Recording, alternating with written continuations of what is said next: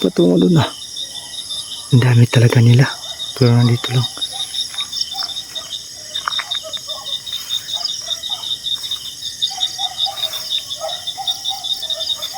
Wala naman ah. Oo.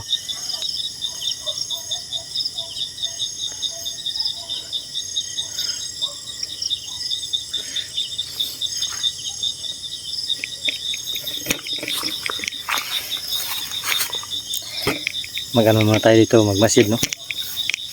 Magmasid muna tayo dito. So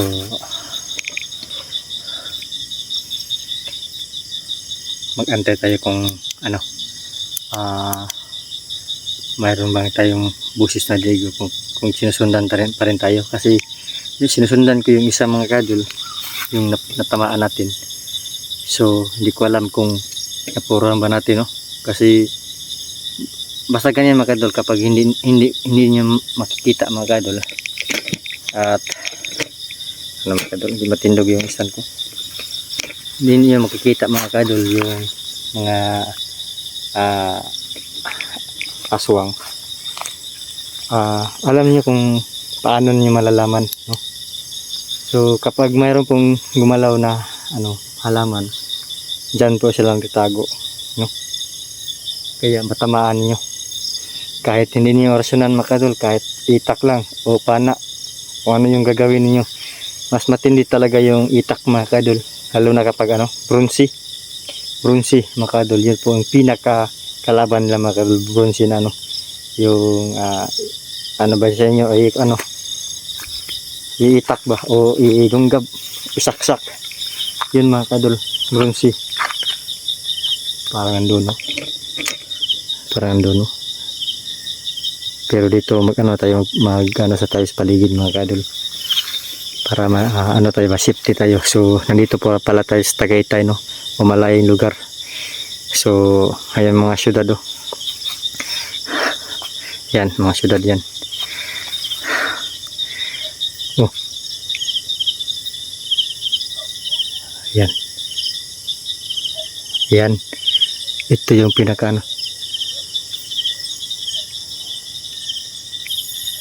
ito yung gusto ko mga kadol, na mayroong kasi dito natin makita yung kung ano talaga yung kakayahan natin. Yan. Parang nandito yun mga kadol.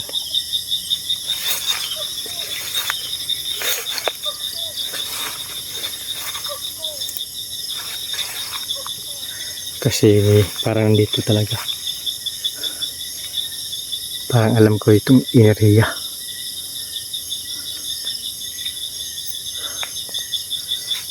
Ang dami lang langgam, amigas.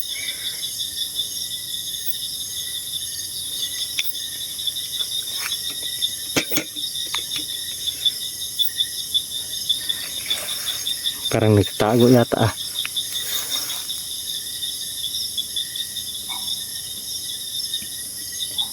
Parang patungo dito.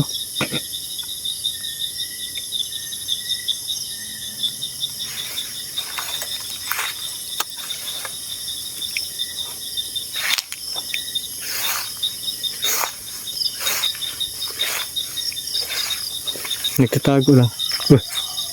Lumabas ka. Play. Grabe, ang daming mga parang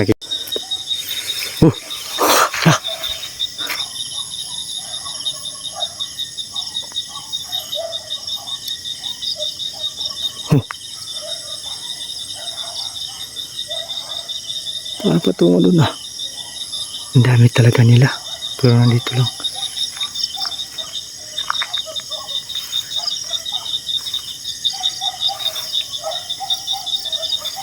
Wala naman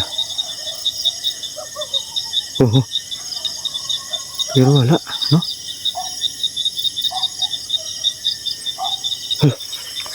Parang nandito na.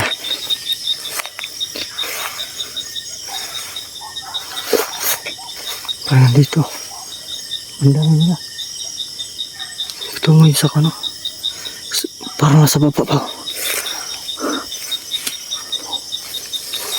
Uy. Ah.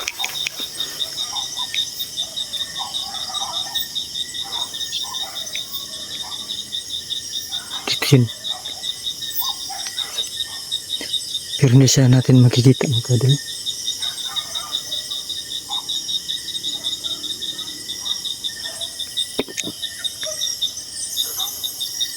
Pero dito sa kanina mga kadol, pero wala. Hindi natin, wala man. Gumagalaw lang, no? Wala tayo makikita. Pero parang yun po yung napuruhan natin mga kadol. Kasi hindi, parang hindi nakalipad ba? Parang ano yun, parang gumagapang lang. Kasi malakas po yung ano, malakas yung tinitira ko na orasyon sa kanya. Dito yun, no?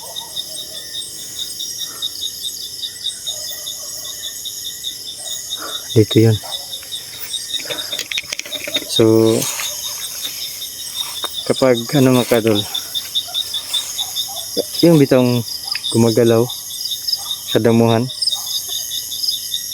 pwede yan din lang mga kadol. So, hindi tayo, kailangan may utak tayo at mag-isip mabuti para hindi tayo malinlang. Pero hindi naman natin hindi naman tayo perfecto. So, may ano tayo, magkamali pa rin tayo mga kadol. Kahit gaano tayo kahit gaano tayo ka expert, no? Sa pag-explore dito sa gubat na ito. Pero magkamali pa rin tayo, no? Kasi ganito, kapag gabi malakas sila. Malakas ang kanilang kapangyarihan, no? Kapag wala tayong saktong prinsipyo, saktong pag-iisip, saktong depensa sa sarili, wala tayo, bagsak tayo mga kadol, no? So mga kadol, kapag ang pinaka-importante lagi tayong pinaka-importante mga kadol, yung bitaw yung kakayahan nyo, huwag nyo abusuhin. Kapag abusuhin po niyo mga kadol, unti-unti yang mawawala yung kakayahan nyo. So para always malakas at lalo pang maragdagan yung kakayahan nyo, huwag nyo abusuhin, no? Kahit maglinlang kayo sa mga tao, huwag nyo gamitin yan maglinlang sa mga tao, no? Kasi ang bawat pulong makadol, pangalan yan sa mga anghel o mga angkanghel, no? Kapag hindi kayo marunong magpakaan yan, mabagsak kayo. Yun pong sa inyo, kumbaga una yun ba, no? Kasi hindi po ninyo na napakain, no, ng dasal, no? Kasi bawat ginagamit natin pulong mga kadol, mayroon tayong may yan, may mga kapangyarihan yan, no? So hindi ko to dapat sana sinasabi sa inyo kasi marami pong mga hindi pa nakaalam kasi inaabuso po nila. So ito pong mga mga kadol, yung mga pulong or mga orasyon, bawat ginagamit ninyo ay pangalan yan, pangalan ng mga balaan yung sinasabi nyo, tapos hindi nyo pinakain. Oh my God. Tapos magsinungaling pa kayo sa mga tao, no? Dapat gamitin nyo ng mabuti at huwag kayong maglinglang, no? Kung marunong man kayo dyan maglinglang, dapat pakainin niyo. So huwag kayong basta-basta, huwag kayong basta-basta gagamit. Mas mabuti pang civilian kayo, wala kayong na nalaman ng ganyan. Hindi pa kayo yata siguro masilutan.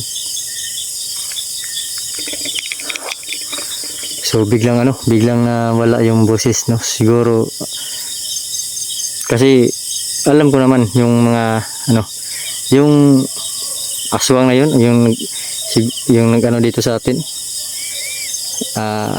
Kasi alam niyan, alam nila. Kasi yung ginagamit nila para sila ay hindi sila makita or gagamitin nila para sa paglinlang ng mga tao. Alam nila yan, no? Kaya yun po yung sinasabi ko para madinig nila yung mga aswang na ito at mga kikik o ano ba yung lumilipad dito ngayon, para kung nakinig man sila dito sa paligid nito sa pag-explore ko ay alam niya, para hindi natin sila masaktan kasi hindi naman nila alam ng ginagawa nila. Nalulung sa kanilang mga kakayahan. Gusto talaga lang pag gagamitin ng masama para ligtas sila. Kasi kapag palagi nila abusuhin yan, hindi always yan gumagana. Mamatay talaga sila, mga kadol. So ginagawa ko ito, sinasabi ko ito para hindi ko sila masaktan, yung mga aswang na yan. Lalo na kapag may bronze akong dala. So yun talaga yung ko, sa kanila. Hindi ko talaga gagamitan ng kakayahan ko para largo sila mawala dito sa mundo na ito. So kapag nandito man kayo nakikinig, huwag ninyong gagamitin yan para hindi kayo masaktan or mawala dito sa mundo.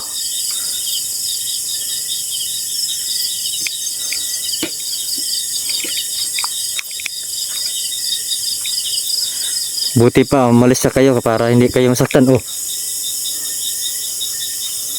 Umalis na kayo. Kung ilan kayo, alam ko naman na dito ka lang sa likuran.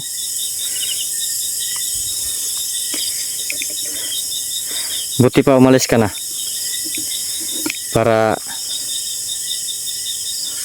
para ligtas kayo at huwag niyong gagamitin ng masama.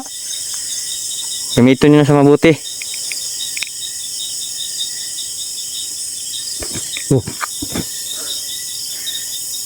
Ano ba yung ano bang signal yan? Umalis kayo o kapag hindi kayo umalis, papipilitan kita.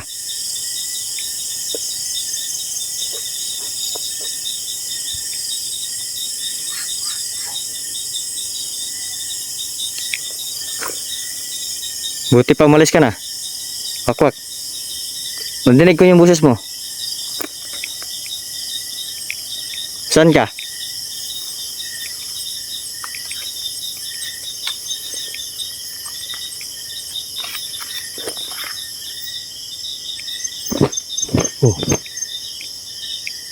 Malis ka na.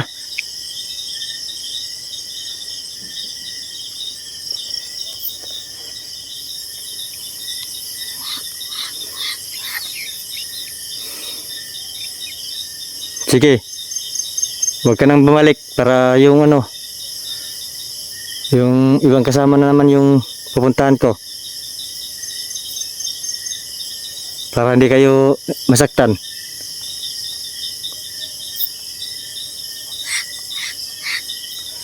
Sige, umalis ka na. Umalis ka na. Ayan. Umalis na yata. So, umalis na mga kadol. So, ganyan lang talaga mga kadol para makatulong kayo sa mga ganyan. Kasi hindi naman na alam na ano yung ginagawa nila. Kailangan talaga pagsabihan at kailangan talaga may alam kayo sa ganitong uri ng mga nilalang.